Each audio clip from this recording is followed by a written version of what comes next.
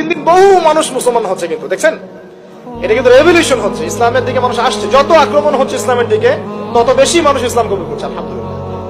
আর আমরা পিছিয়ে পড়ছি। এই যে আমরা যে গরু খাওয়া মুসলিম হয়েছি, আমরা যে জুমার দিন নামাজ পড়া মুসলিম হয়েছি, আমরা মুসলিম পরিবারে জন্মগ্রহণ করে আব্দুর রহমান আব্দুর রহিম নাম নিয়ে বসে আছি, কিন্তু আসলে রহমানের বান্দার বৈশিষ্ট্য কি আমি জানি না। আল্লাহ পাক আমাদেরকে হেফাজত করুন, আমিন। হতাশ হব না আমরা ইনশাআল্লাহ। একবার, খালি একবার যদি তওবা করে ফিরে আসি, আল্লাহ পাক দুনিয়াও দিবে ইনশাআল্লাহ, আখিরাতও দিবে ইনশাআল্লাহ।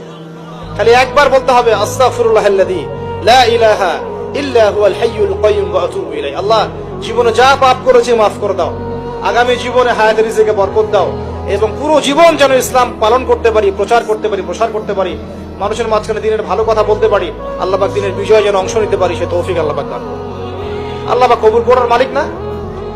একটা কাপড় ধুতে এক বালতি পানি লাগে, কিন্তু জীবনের সমস্ত গোনাহ ধুয়ে ফেলতে চোখের এক ফোঁটা পানি যথেষ্ট। ইনশাআল্লাহ আল্লাহ পাক কবুল করুন, আমিন। কিভাবে উত্তরণ হবে? উত্তর 1 নাম্বার, ভাই 10টা পয়েন্ট বলবো, জাস্ট 10টা, জাস্ট বলে দিচ্ছি। বিস্তারিত ব্যাখ্যা আপনারা পড়ে নিজেরা স্টাডি করবেন। প্রথম কথা হচ্ছে আমাদের সবাইকে তওবা করে ফিরে আসতে হবে। পারবো ইনশাআল্লাহ? আল্লাহ পাক বলেন তুবু ইলাল্লাহি জামিআন আইয়ুহাল মুমিনুন, হে মুমিনগণ তোমরা একসাথে ঐক্যবদ্ধভাবে আল্লাহর কাছে তওবা করো, আল্লাহ তোমাদেরকে সফল করবে ইনশাআল্লাহ। আমরা তওবা করি, বলি আস্তাগফিরুল্লাহ আল্লাযী লা ইলাহা ইল্লা হুয়াল হাইয়ুল কাইয়্যুম ওয়া আতুবু ইলাইহি।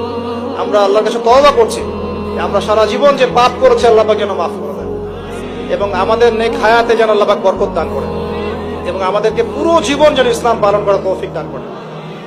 মধ্যমপন্থী হবেন, চরমপন্থী হবেন না, ইসলামের নামে কোনো সন্ত্রাসী কর্মকাণ্ডে যাবেন না, আবার শৈথিলতাবাদী হবেন না, গোলালু মার্কা